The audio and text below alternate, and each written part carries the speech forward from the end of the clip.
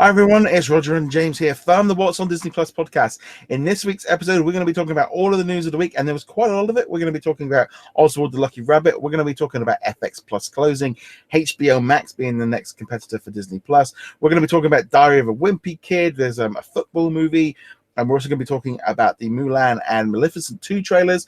Plus, we're going to be sharing what we think is going to be announced at the upcoming San Diego Comic-Con for Marvel Phase 4.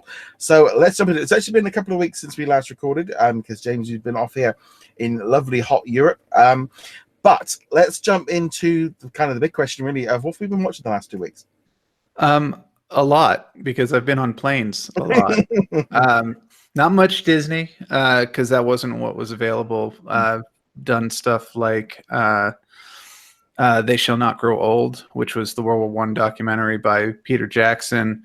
Watched a ton of Doom Patrol, which is the DC television series. Finished up last season of Flash, another DC. And yeah, that took up most of the flights when I wasn't asleep.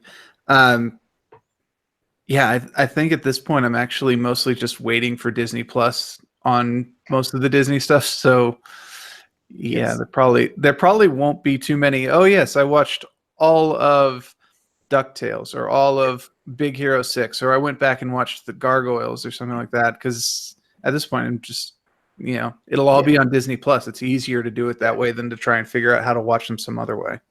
Yeah, I mean, the last couple of weeks since we last spoke, I went to see Toy Story 4. I did see that too. Yes. What did you think of it? In London, actually. What, did you go? Oh, was it Leicester Square? Did you go to, or did you? Oh no, not in the middle of London. It was near the Airbnb we were in. I don't know specifically what area it was, but I did. I saw Toy Story 4 in London with my mom and my sisters, and it was great. Yeah, but I was okay. I enjoyed it. Didn't blow my socks off. No, but I did appreciate that they at least went in a different direction than Toy Story 2 and 3, because my big problem with Toy Story 3, I think I've mentioned it a couple times, is it is basically the exact same story as Toy Story 2 with that tiny little bit at the end where Andy hands off the kids to the girl. This was a nice swap where the villainous character actually gets a redemption arc. Yeah. As opposed to the, oh, I was a hero. Nope, sorry. I was actually the villain the whole time, which was both 2 and 3. Yeah, it was good. You get to see Spider-Man Far From Home? I have not. I've been desperately dodging spoilers for the last couple of days. I'm hoping to see it this weekend, but we'll see. I was going to see it earlier in the week, but even though it was midweek, the theater was almost completely sold out. I could have gotten a ticket, but I would have been like all the way on the right in the third row or something. It's just like, I'll wait. I'll be honest. See it. I went opening night packed, absolutely heaving, which is great. It's doing really well at the box office. That's things, but we'll talk about that once you've seen it. We've also got The Lion King coming up next week at cinemas. This week it's Batista's turn, and I think it's Stuba is the Fox movie that's out. I haven't checked the reviews for that, but I have to admit the trailer actually made it look kind of funny. Not necessarily something I'm chomping at the bit to go see, but I could see it on like discount movie night kind of thing. So, and this is one of those big things, and it was actually an article that I put up this week was about this kind of thing of, and I think Stuba definitely kind of falls into this line of Disney are apparently looking at Disney Plus as a way of using more of the lower end movies, the live action stuff, and putting it on Disney Plus, because generally we're not going cinema to see them, because it's like Stuba. I'm a prime example. That looks great, but I'm going to rent it or watch it on a streaming service. It's not something I would go and see at the cinema, because it's fine. It's a comedy movie, but I think audiences have changed, and that's ultimately fundamentally what they are discovering with people having stream. And also, let's be honest, we've all got whopping great big televisions at home now, so it's not quite the same as it used to be 15, 20 years ago when you used to have a 20-inch television. Now we've all got big TVs, or most of us do, so therefore these kind of movies work out fine on that. Yeah, I want to go to the theaters for the spectacle movies, not necessarily the superheroes, not necessarily Star Wars, although definitely those, but stuff. First Man last year, the story of the Apollo mission, not Interstellar. Well, actually, yes, Interstellar, but that wasn't the one I was thinking of. Dunkirk. that one a couple years ago. You know, when you get the Spitfires flying overhead, it's so much better in like a full surround sound with an IMAX screen and everything like that. But Stuber, Yeah. no, not really. You know, the action, the comedy will be the same at home as it will be in the theater. You know, the romantic comedies, same deal. Christmas movies coming around Christmas time, those will be the same thing. Like, this is why I think Noel being a title on Disney Plus makes sense, because I'm not going to spend $18 to go see that in theaters. I might make my parents spend $18 as like a Christmas something or other, but it's so much easier to just do it Disney Plus, stay at home, family, dogs, cats, whatever, and watch it on your screen, because you don't need the huge movie experience for that. No. Right, so let's jump into a lot of the news. So we're going to go through these bits and pieces. So let's kick off. Well, the first one I've got up here is Diary of a Wimpy Kid. A series is apparently in development for Disney Plus. They've obviously been making prequels and sequels and reboots. Is a big thing for Disney at the minute. And apparently last year, Disney, 21st Century Fox's chairman and CEO Stacey Snider said to the Wall Street Journal that they were in process of developing TV series for 3 of their franchises: Diary of a Wimpy Kid, Ice Age, and Night of the Museum. Now, according to Discussing Film, they say that they're now looking to make a TV series based on this, and 21st Century Fox are producing it, along with the people that making the Love, Simon series. And production is set to start in 2020. Now, I'm going to be honest, I've never seen one of these movies. There's apparently 4 of them. But this kind of just jumped out to me as like perfect Disney Plus content. It's an established name. They've got the books, reboot it, new bunch of kids. It just seems like a perfect kind of fit for Disney Plus. Yeah, I mean, I haven't seen them either. I know they're popular. I know that the books were popular even before the movies. It's obviously why they were made. I was commenting before the show started. I could do with a few less announcements of them. We're making a series out of this movie series or this book series that already has a movie series or whatever. It does seem like every week we're making a movie, or we're making a television series out of this movie franchise. I'm like, okay. Yeah. I wish they would kind of mix in a couple more announcements, like the Diary of the American, the first women president, or whatever it is, that kind of thing. I think we have a couple other ones we'll talk about even this week. But I do feel like we're getting a little overwhelmed with the number of reboots, remakes, reimaginings, which is not a comment on this specific one. I realize this one has a pretty good pedigree. I think the reviews for all the movies are solid.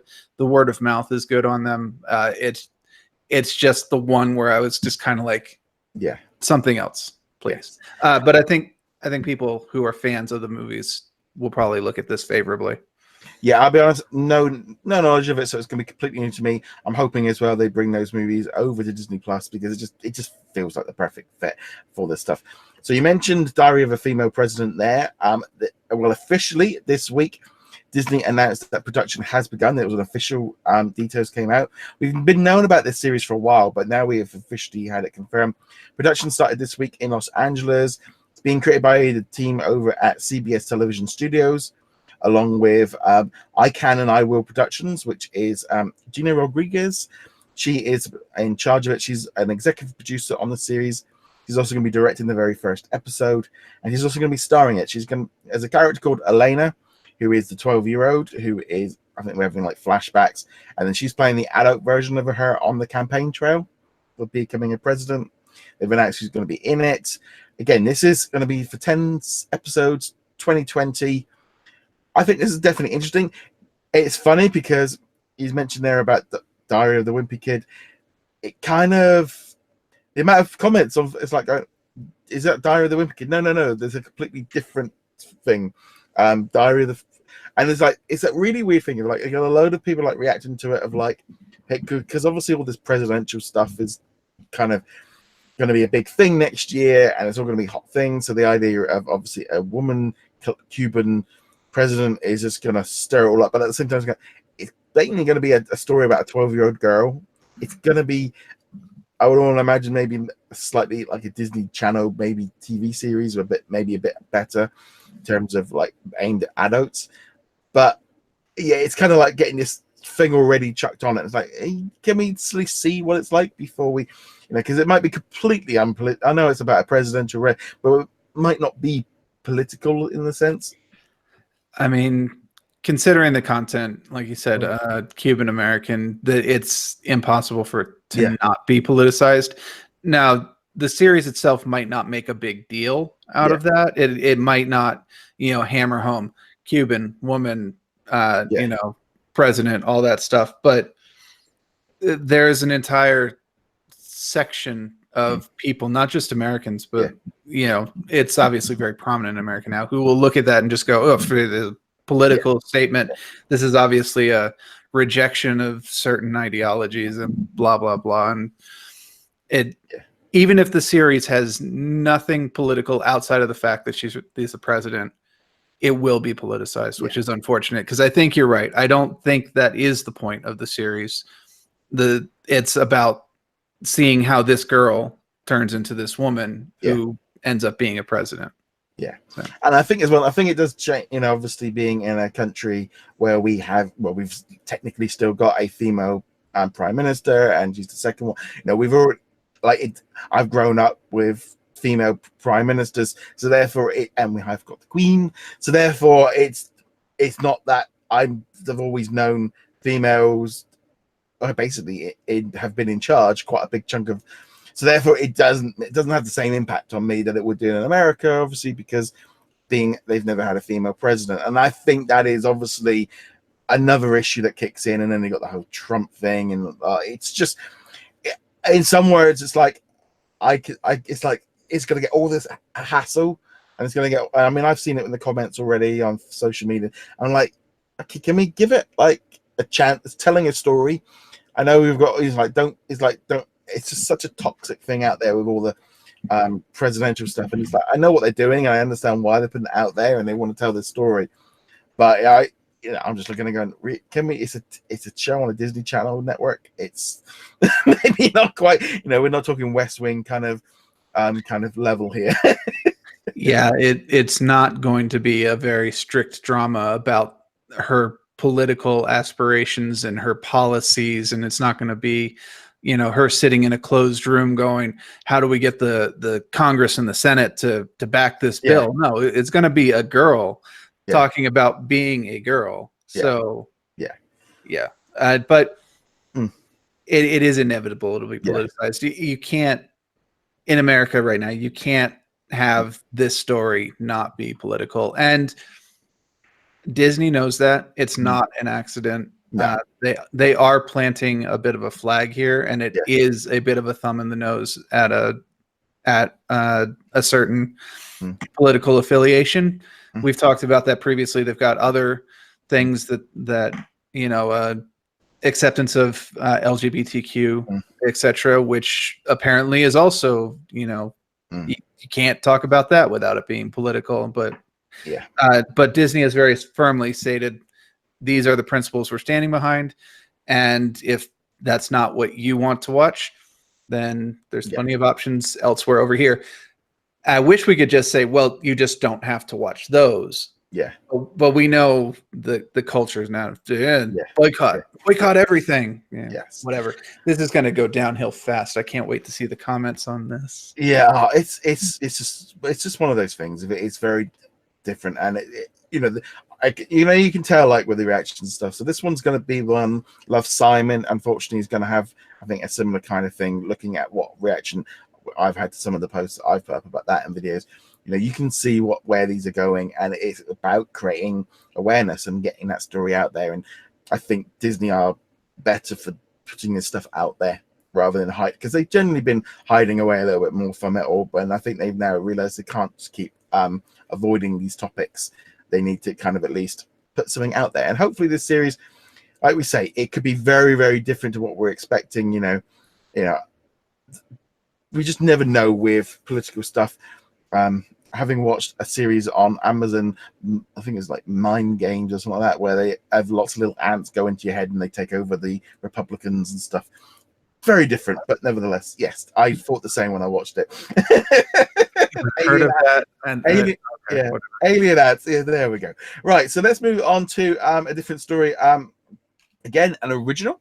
Apparently, Disney are working on a new original series called Shook, which is in development, again, according to Discussing Film. Nothing really has been announced. The series will follow a teenage girl who goes on her dream to become a superstar dancer. It is going to be directed by Hannah Peterson, and it's being written by Jonathan Hewitts, and production is supposed to start next month. We know very little about this one. This is the initial announcement or initial kind of feelings of it going out. I really do wish sometimes that Disney kind of jumped on these things first and kind of got the news out, but in other ways it creates this news cycle. It goes out gets kind of leaked out first, and then it comes along with the official announcement, and they get a couple of different PR beats from it. But so there, we got a new one called Shook. I don't know if that's, I mean, obviously with the earthquake this week, that kind of grabbed a lot of people's idea of, it's based in Los Angeles and it's called Shook, and there was an earthquake. So, but I don't think it's necessarily about that. It's about this teenage. Again, this is they are playing to the family audience, so this one's gonna be about a teenage girl.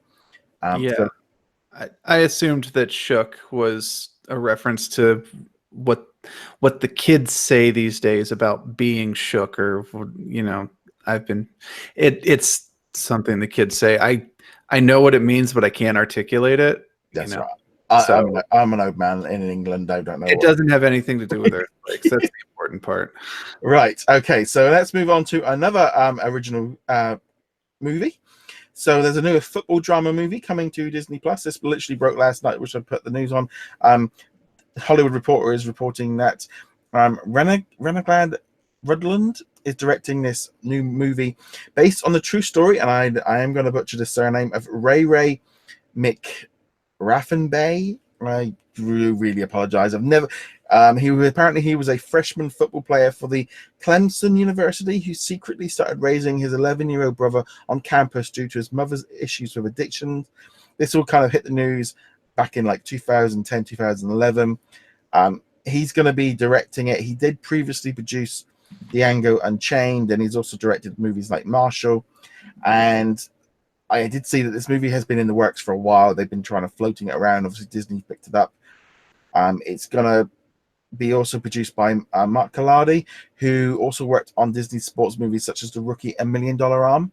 But this kind of ties into what I was saying earlier of Disney looking at movies that necessarily wouldn't do very well at the cinema and releasing them on Disney Plus. And one of the things they have talked about quite a bit was about these things like $1 Million Arm, of like they did never hit what Disney wanted. They love making them. They love making these sports stuff, but they never hit well at the cinema. I'll be honest, they never even released them over here. For some reason, US sport movies don't go down very well about baseball and American football and ice hockey and things. They're not sports that generally do very well outside of America, and so therefore they have a much limited range of where they can go out to. This is just an issue with doing American sports dramas. They do well in America, and there is an audience for it, but it's not a very good global box. That's why the budget has been. So it's a perfect fit for Disney Plus. Right, and you can say the same about movies that focus heavily on soccer or cricket or traditionally sports that Americans don't follow. It's just in reverse. Like, there's a reason we don't have. You seem to like soccer this week. Yes, for a very specific reason. However, movies other than, say, Bend It Like Beckham don't really do that well here. I don't think we even get cricket movies here, except like when Netflix licenses them, that kind of thing. Just so, because I have never sat through a cricket game. It was bad enough having to play it as a kid, let alone sit there and watch that boring stuff. That's still more than I still don't know the rules to cricket. I work with three Indians, and I've asked them repeatedly to explain the sport, and I can't get a straight answer. They don't explain it. Maybe they think I can't understand it. No. It's possibly true. I might not. It's like baseball, but we've only got one stick. Sort of. One base. Hey, most of my knowledge for cricket comes from King Ralph, so no, that's actually not true. But yeah, getting back on topic, yeah, this is the perfect Disney Plus is the perfect venue for this kind of story. And in fact, not just American sports movies. They've got that one that was made in Australia about Yes. the soccer kid down there, which will do fine on Disney Plus, because if you are not interested in a soccer movie now that the Women's World Cup is completely done, we're Americans, we have squirrel brain. We will forget about the World Cup in a couple of weeks, if even that long. And soccer movies will again fall away. But if you are a soccer fan, if you do keep up the hype, this one is coming out for you on Disney Plus. And this football movie, it might not do great over in Europe, but I actually was just visiting with a friend in Sweden who is a huge American football fan. Yeah. I don't know how that happened, but they are. But this gives them a chance, because the football movie, that would never make it into a Swedish movie theater. But Disney Plus, sure. And also, I think it depends as well. If they tie out with maybe ESPN, maybe dual it, that might be a good way as well of sorting things out. But again, so there we go. We've had a couple of original announcements. We've also got a series which has apparently been in development for a long time, Oswald the Lucky Rabbit. There's been this animated series that the Disney Interactive team put together. It kind of got held back. Evidence continues to grow that it is coming soon, because people within Disney, some of the voice actors and people that have been working on the project have been putting information on their LinkedIn. They've been, even openly talking about it on Twitter. Voice actor Eric Bolzer replied to a tweet sort of saying, "Can you imagine?" And then another producer then went to that tweet. So the fact that they're starting to respond publicly generally gives off the impression this series is pretty much a kind of like the Legends of the Free Caballero series, where it's been probably done and dusted and put in a can for a long time, and they just decided maybe 2 years ago, when they decided this was right, we're holding that. They've really done very little with Oswald since they kind of got rights back to him to 2006, and it'd be great to kind of have some original content with original classic characters. So this one really caught people's attention this week. Yeah, and I mean, Oswald was used more in video games than he was in television and movie. He was in, what was it? Epic Mickey, yeah. Both 1 and 2. I think at the moment, at least, Oswald is more significant as a historical icon. The original design by Disney, predates Mickey, all that stuff. But because of all the legal ownership stuff, there hasn't been Oswald content until the last couple of years. And this content, the original Oswald content, is so old now that the people who would have nostalgia for that probably aren't in the market for it anymore. No. So they kind of have to build on the historical aspect, but they're going to have to hit it out of the park with this series to make people go, yes, not only is Oswald important historically, but we can tell good stories with him too.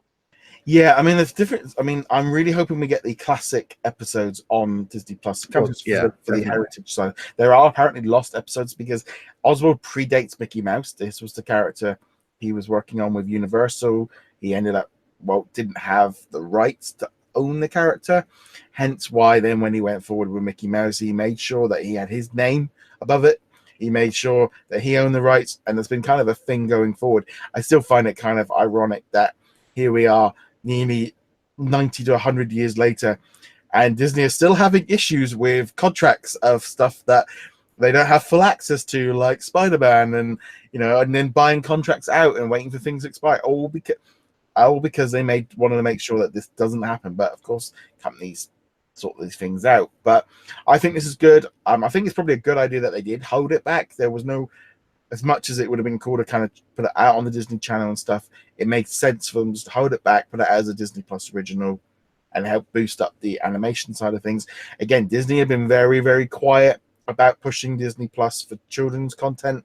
They really are stepping back. It definitely doesn't seem to be, they're pushing very much at all.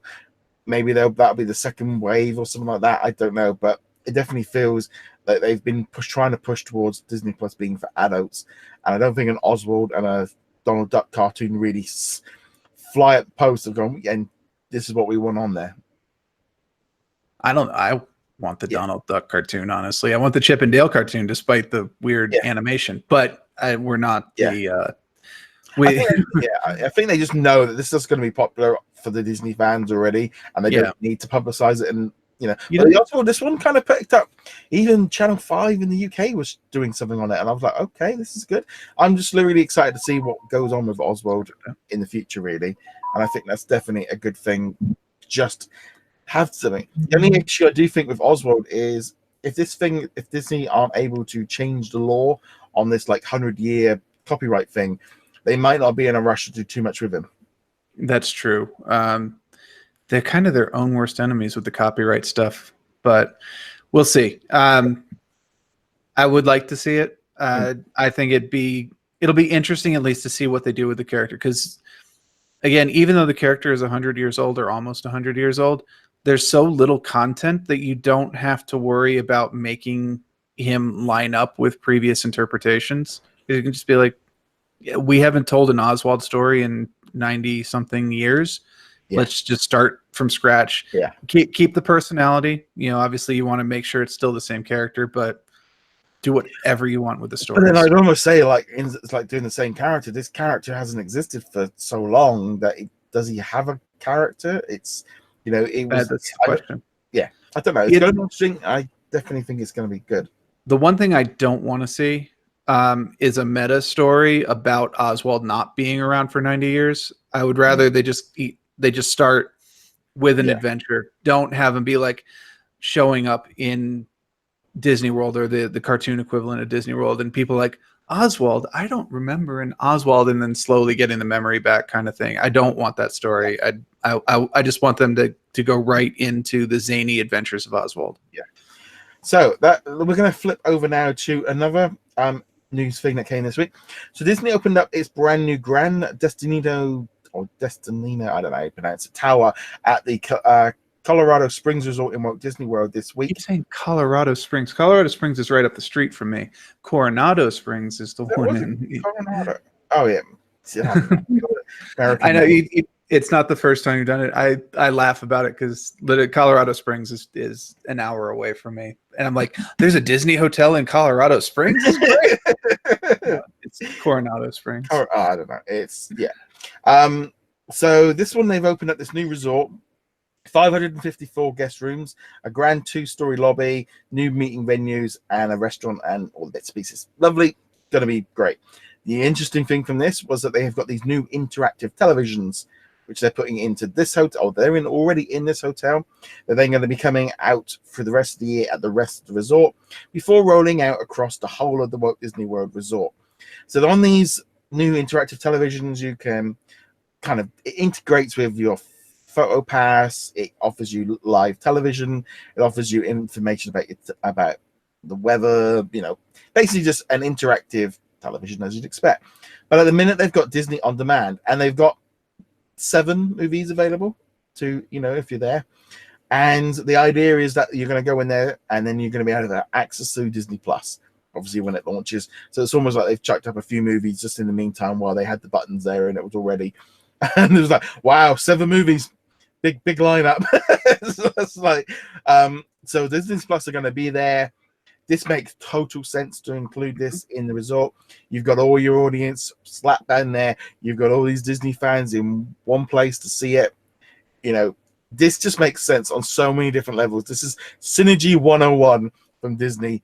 Get them hooked. If you're already at Disney World, you're already a Disney customer. Might as well convert them. It'll also, as well, it just makes total sense for them to do this. And obviously, it might not necessarily be your account. You just log in and you just have access to it. But you've said about it in the past, but it just makes so much sense. Yeah, this was one of my initial wish list items. That might even have been before we started this podcast. This might have been on the Diz Kingdom podcast. But I was like, I want them to put this in the hotels, and it makes total sense for them to do it. Now we have confirmation that is in their plans. Not surprising. Like you said, you're at Disney World. You're already in the Disney ecosystem. They want you to stay in the Disney ecosystem. And right now, one of the only ways that you get pulled out is actually the television, because there's a handful of channels that are Disney. Like if you go into the 60s or 70s or 80s, it's like reruns of the Mickey Mouse cartoon, the current one. You know, the racing one with the mini cart. This is the first time I ever saw it, was at Disney World a couple of months ago. Then they've got Timon and Pumbaa doing like safety stuff, but the rest of the channels are the standard channels: Fox, NBC, ABC, CBS, and then a handful of others like FX. And it's interesting because everything is Disney, but you're getting your news from CNN. You're getting your weather update from the Weather Channel. And now with this interactive television, they will control that too. But but I'll be honest, I mean, I've got, you get back from the parks, you want to put your feet up and just relax for a bit, check on some television. Personally, watching like American TV is kind of that weird thing of like, it's kind of interesting watching your local news and the weather channels and all this stuff, because it's so different than what we have here. And it's like, like, oh, weather channel, like how many times can I watch the weather? A lot, apparently, in the morning. But yeah, you do sit there and watch, I'll watch bad television movies and things, because I'm not necessarily wanting to keep up with my routine of I want to watch this, I want to watch. It's like, no, I'm literally just old movie, doesn't matter. I mean, I love the fact I was able to watch like Raw and SmackDown one evening because it was on like live. It's just that kind of thing of, I think having this content in there, perfect opportunity. Unfortunately, it's going to take a while for them to roll out these televisions across Disney World. Got to think, they're putting new smart televisions into every room in Walt Disney World. That's a lot of rooms. That's a lot of televisions. And I would expect that they're going to start at the higher end hotels and work their way down. So if you're staying at an All-Star or Art of Animation, something like that, you can probably expect that these televisions won't show up in those for quite some time. The thing is that, and I'll be honest, I think they should do it. I think it would make more sense to do it the opposite way around. Get them in the lower ones where the kids and the families are more likely to subscribe than maybe at the you can make an argument both ways, and honestly, the best argument would just be to do it all in one really quick go. But we'll see how that goes. I was thinking about this while you were talking about it. One of the things that I often feel at the parks, you go in and you see PhilharMagic and you see and you hear the songs, and you're like, I got Little Mermaid going through my head or whatever. You see Frozen, the stand up, or you ride on one of the rides and you hear the music, and you're kind of like, I really want to watch these movies now. And having Disney Plus in the hotel, maybe you're not actively watching it, but you can put on the movie while you're doing your nightly routine, brushing your teeth, all that stuff. And this works out perfectly, because right now, if you want to watch them at the parks, you either have to get lucky that it's on TV, or you bring it on your tablet or computer, something like that. I think a couple of the hotels have DVDs that you can pick up, but that's about it. They also had like big screens, like they're showing off bits of these movies. Yeah. For me, actually, is kind of the opposite thing of like when I was on the buses and I'd see all the signs for these new TV shows that I've never heard of before. Because obviously they're not running the camera. And it would always be laughing of, watching stuff that I hadn't seen before was more, less about kind of going, I have, I've never seen the Country Bears movie. I should watch that after I've sat through the live show. It's like, no, it's more like you're on the bus and you're going, what's the Goldbergs? What's that? And that's true too. I learned about Goldbergs through the Disney Parks bus. Once upon a time, these are the things I saw advertised on the buses every day, rather than, and that's again synergy. Right, and that works out too, because for me, my experience in the parks is I want to go and watch the movies of what I saw in the park. I saw Big Hero 6 at the meet and greet. I saw Baymax. I want to watch Big Hero 6. But it totally works the other way too, where they've got, especially if you go to Hollywood Studios, they've got the big, Castle television show with Nathan Fillion. The Once Upon a Time. These shows aren't on anymore, but they're just from what I'm pulling from. And you're right. Sometimes you're like, I should check that out. And now having Disney, or soon having Disney Plus in the resort, can be, what was that show? Oh yeah, Goldberg. I want to check out Goldberg's, and I can check out the first episode right there. Yeah. And additionally, more importantly, now you go home and you're like, oh yeah, we had that Disney Plus. It's only $5, Yeah. $6. All right, we're gonna watch the rest of the Goldbergs and then see what else is on here. Yeah.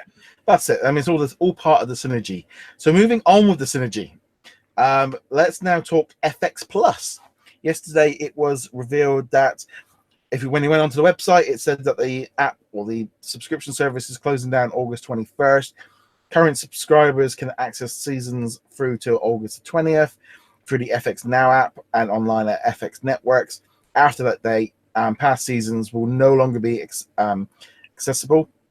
If you are a subscriber, you don't need to cancel it or anything like that. That's all going to be automatically dealt with. Contains over 1,400 episodes of FX original programming. It's all ad-free because it's $5.99 a month. The only issue is that it's a bit iffy in the fact that I think you almost had to be a cable subscriber to be able to subscribe to it. It only really launched about a year or so ago. It hasn't been around too long, but this wasn't a big surprise to me. Everyone's just got that instant reaction of going, "Yeah, there is no need for this subscription service," when they can put all of the back catalog stuff onto Hulu, and it makes a lot more sense. This is just the first part of it. We've already seen Disney announce the same thing for the Simpsons world. We're going to start seeing this probably a lot. I'm glad they're doing it ahead of Disney Plus. This whole thing of like doing everything afterwards, like it's sneaky. Like it's like, well, no, you want to make things as simple as possible, and it makes sense for FX to be at home on Hulu, really. Yeah, I mean, there's no surprise here. The only thing even remotely surprised is the date they picked, and that's just, they gave people enough notice. It's not you have 4 days until it shuts down. You've got time. You can check out the shows that you really want. If you don't get to finish the shows that you really wanted to, they will be over here, and same price. It's $5.99 a month. You have to go for the ads. Obviously, you want the more expensive one. You might not. But with Hulu already running, there was no reason for them to drag it out. None. I think it's less to do with Disney Plus and more to do with Hulu, because Fox content is much more Hulu focused. Obviously, we've got The Simpsons. I'm sure there's going to be some other series as well that will float over. But it makes sense for Disney to start trimming down on all of these different apps. And it's like saying, we still be able to access certain stuff through their website and through the app, but it's going to be probably maybe the last episode or two. All the back catalog stuff. It makes sense to push everything onto Hulu and to get more subscribers there. I think it makes sense on so many different levels of, like, if you're interested in FX shows, but this one wouldn't have been set in the world of light. It's not a huge thing, but FX is a major selling point for Hulu, along with ABC and Freeform and Fox Movies. So it just makes total sense why they've done this. Yeah, there was no reason to wait. If they were waiting for some of the shows to pop over to Disney Plus, then I could see an argument for waiting a bit. Like if they wanted to bring The Gifted or Legion or something, but we know they're not. So yeah, there is apparently quite a few Marvel shows that are expiring on Hulu, like Cloak and Dagger, and a few, and that people are wondering if they are pulling them off there for Disney Plus. So we'll just have to wait and see. But Disney Plus, obviously, we'll get some of the shows from FX, but I think it's primarily due to Hulu. But I mean, FX content in general is not generally kid friendly. So, but it's just it's just good, I think, as well, for them some clarity of they want to make sure that they've got one or two main platforms for getting things. I am expecting the same thing for Disney now later in the year. I don't think it has to be fun. I don't see how Disney now could run parallel to Disney Plus. All we're waiting for is the official announcement. There's anybody who thinks that they will be keeping Disney now and not having to transition over to Disney Plus. I don't know what world they're living in, honestly. It's different. I know they kind of obviously want to. It's just. It needs to be simple as well. They need to make sure that they've got a very simple thing. National Geographic have stuff on there. It may be having like the ABC apps and stuff like that, having the last week's episodes available on these apps. But even I'm looking on, it makes sense for you to push them to your paid platforms. If you want to push them, don't give it away for free. Well, and it's the first taste is free kind of deal. But even then, while they haven't talked about it, we could always see a Disney Plus free version or certain episodes of certain shows that you don't need to pay to get, but it's to hook you so that you want to see the rest of them. I think if they give you like a 7, 14, or 30-day free pass, that's more than enough. It's an easy way of doing it than like Disney now. You go on that website, some things you can watch, some things have got a key on it that you can't watch. Very, very awkward. Okay, so moving now on to another streaming platform. WarnerMedia announced that they have their details on HBO Max, which is their new streaming service, which is going to be coming in 2020. It's going to be including tons of new content and lots of back catalog content from all of their library, which includes Cartoon Network, Warner Brothers, TNT, Adult Swim, TBS, New Line Cinema, True TV, Boomerang, CNN, DC, Crunchyroll, Rooster Teeth, Looney Tunes. They're going to be bringing in lots of classic movies, lots of TV shows, lots of originals, HBO content. It's going to have over 1,000 hours of premium content. And this was, again, this kind of fell into that idea of what WarnerMedia are doing. They've got lots of different apps like the DC one and the Boomerang. People are questioning what's going on with them. You know, are they going to close them all down for this? And they're saying, no, we're not closing everything. It's like, you know, exactly with what's happening with Fox Plus. You know, they're saying no right now, but eventually, you know, is the data going to be like, well, no, we want to offer. They're saying this is like the big version, including everything. What did you think when you saw this announcement? Well, my initial reaction was HBO Max. Don't we already have HBO Go? And I didn't realize at first, actually, that it had all this other content on it until a couple of days after, in fact. In my defense, I was also horribly jet lagged and not entirely coherent. But there is a lot of good content on here. The shows that they're talking about, the stuff that they're bringing over. I mean, HBO by itself brings a lot to the table, but the rest, you know, there's a lot that people are going to want to watch here, and I think it will be added to that shuffle that people are going to kind of get used to doing. We've talked about it before, where we're not going to have HBO Max, CBS All Access, Disney Plus, Netflix, Hulu all at the same time. I think a lot of people are just going to kind of rotate through them month to month. But this will definitely find a place in the regular rotation, and it will probably pick up a fair number of permanent subscriptions as well. The key thing I think from that, it was more about the fact that HBO Go and HBO have already got millions and millions of subscribers. And while at the minute they're kind of saying it's not going to affect all these other ones, you can't help but feel, and a lot of people are saying the same thing as well, they've got too many apps. They need to do the same thing that Disney are doing with FX Plus. Of they need to start streamlining, because while they're saying you've got choice, it's just confusing things of like, well, if HBO Go is $15 a month, but HBO Max is $17 a month, like, it would make more sense, and it would be easier for them to have one system. You know, like the DC stuff, a lot of people going, well, are you going to be moving stuff? And they go, no.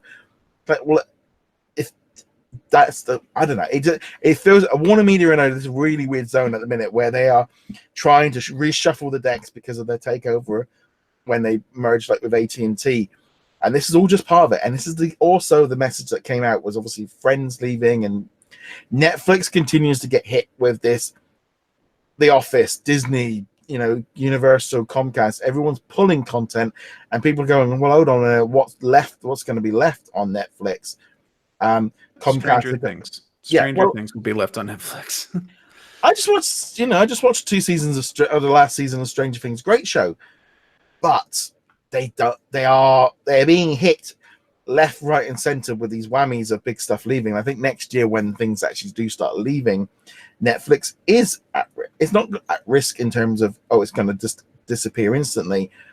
But HBO is a big brand. I'm surprised, you know, why they didn't go with WarnerMedia, but they definitely wanted to use that HBO branding as a key element. I also think as well with WarnerMedia, like looking at that list of channels, and it's like I recognize the names, I know them for years and stuff, but they're all a bit wishy-washy, aren't they? Some of them are, it's like it's like TV, these TV channels is like, they don't have the same impact that maybe ABC or Universal has. To me, I see Turner Classic Movies like, okay, yeah, old stuff. I don't need Turner Classic Movies as a branding for streaming service. It just doesn't matter.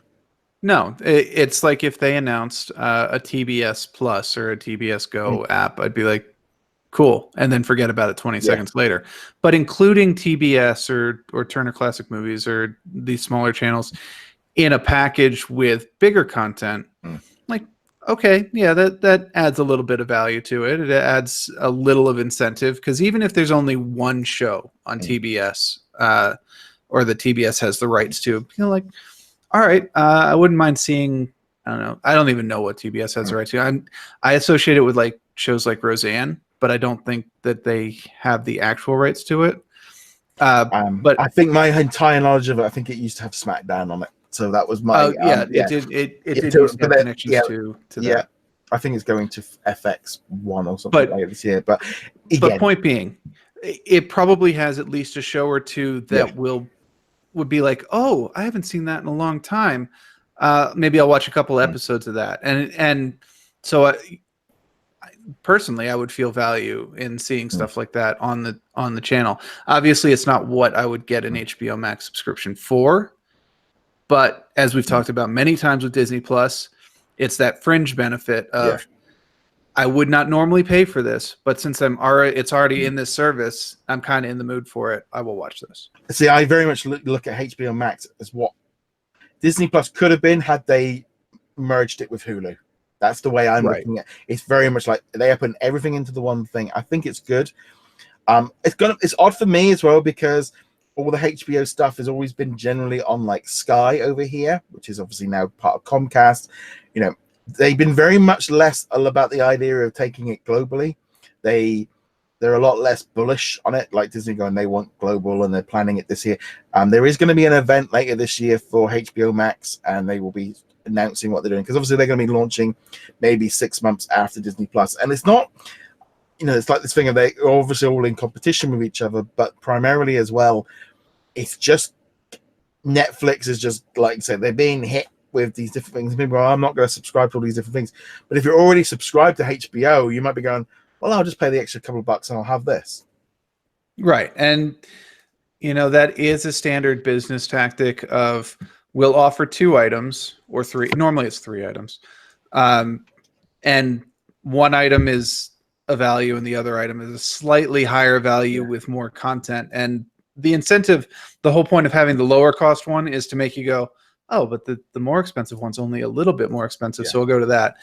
And it costs them nothing to have these parallel services running, or functionally nothing. So I could definitely see that. But on the flip side, between HBO Max, DC Universe, that streaming service, a couple of the other ones they're running, there's definitely they're fragmenting their own base. And there's more than enough fragmentation in the streaming base as a whole that they really should not be fragmenting their own base unless they absolutely have to.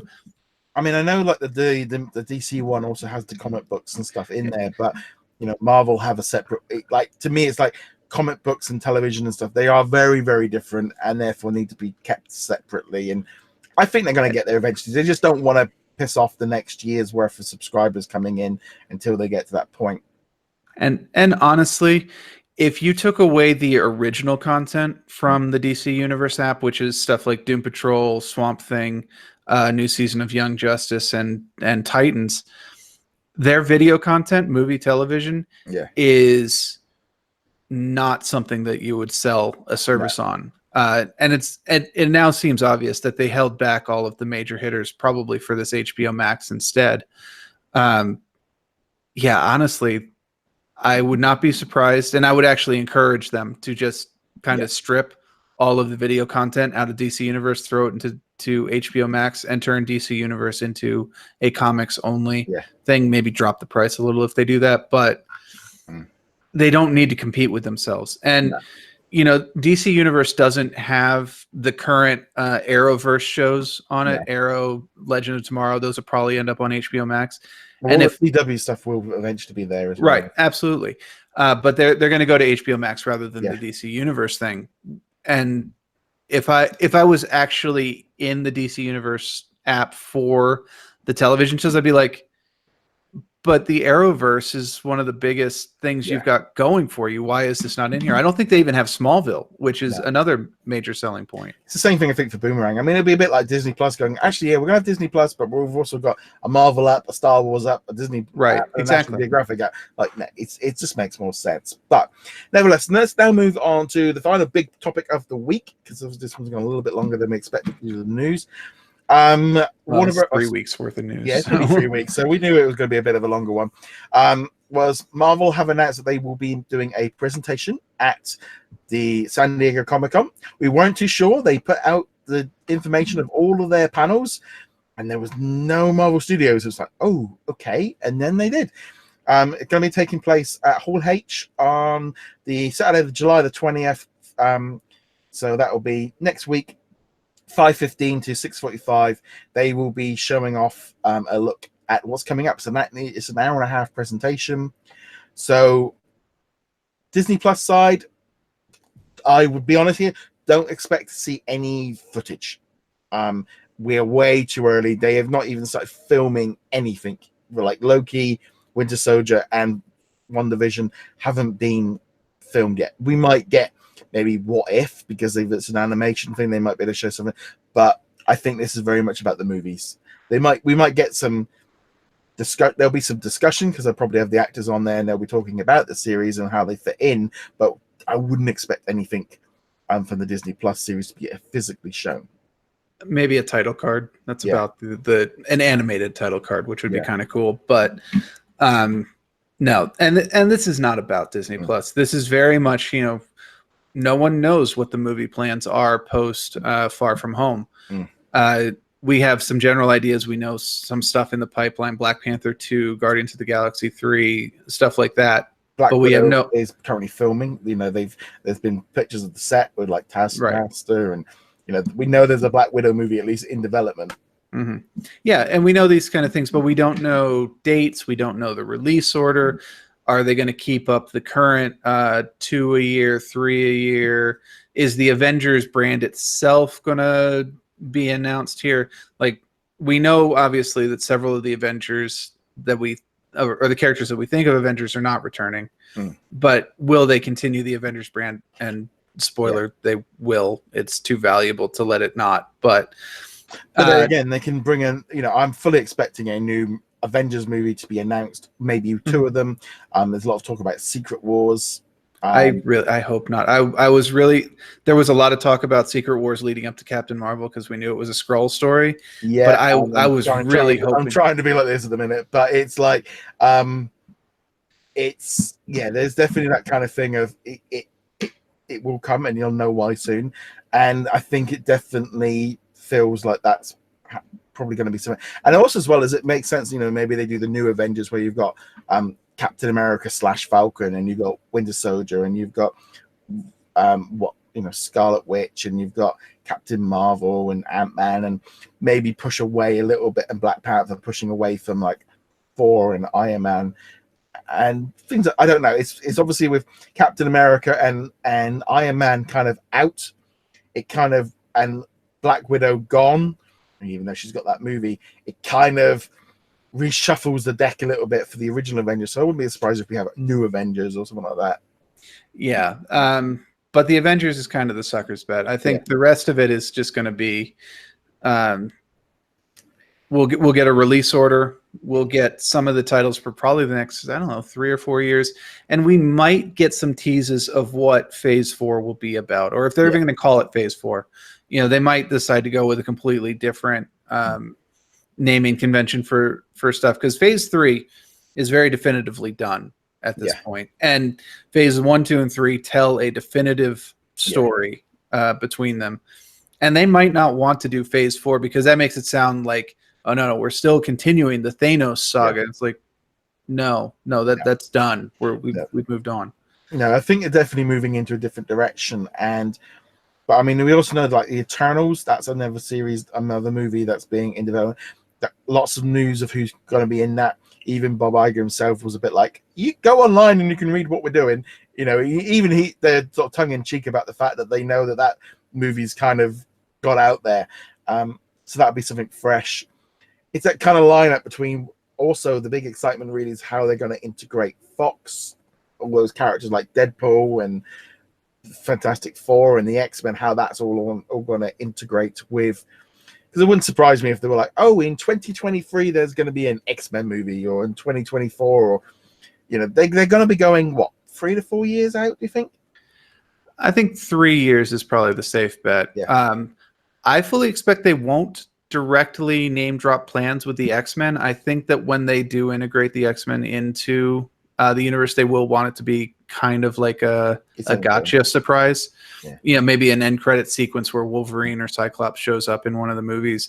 But I don't think they actually want us to know when the X-Men are going to show up yet. I mean, we know they're going to show up, and we know the Fantastic Four is going to show up, but I actually would kind of prefer to not know when they're going to show up. It'd be nice to go into Captain Marvel 2 and all of a sudden there's Galactus. You're like, wait, Galactus is a Fantastic Four, and then they name drop Reed Richards or something like that. But we'll see. I mean, they could be all out. They could be like, all right, here's the X-Men. Yeah. Here's who we're looking at for Wolverine. Here's Cyclops. Here's not Patrick Stewart, and go from there. Well, I mean, they could even just turn around and be like, 2022, we've got an X-Men movie. We'll tell you about, and we might not know necessarily who's starring in it until San Diego Comic-Con 21. I'm sure they haven't even started casting. I'm sure. No. So, but I mean, just in general, I think, I don't know. It's going to be interesting if they slide anything in there, or if they go, no, we're going to let it all die down for a few years, let the excitement build, and then hit them with Phase 5 when that all comes in a few years' time, and it's given chance for things like Dark Phoenix and New Mutants to just kind of flitter away. Let's let Phoenix rest for a while. We've done Dark Phoenix twice. Let's let it rest. Yes. Yeah, but we'll see. Yeah, just running through. I mean, it's like you put together this list, and it's like Black Panther 2, Doctor Strange 2, Captain Marvel 2, Guardians 3, Eternals, Black Widow. Yeah. We're obviously going to have look at the third Spider-Man movie, and then you're looking at an Avengers crossover movie at some point, maybe even an Ant-Man 3. That's if you're releasing 2 or 3 a year, that's kind of 3 years already, just like that. Yeah, except I think they're going to spread those out a bit more. I think they might stick more to what they've had the last few years, which is well-known sequel, and the kind of more risky who is this character, like the Doctor Strange, the Ant-Man, because they did Captain America, Winter Soldier, and you're like, I know Captain America, he was in Avengers, he had his own movie, and Chris Evans is awesome. And then later that year was Guardians of the Galaxy, and you're like, what is that, a tree?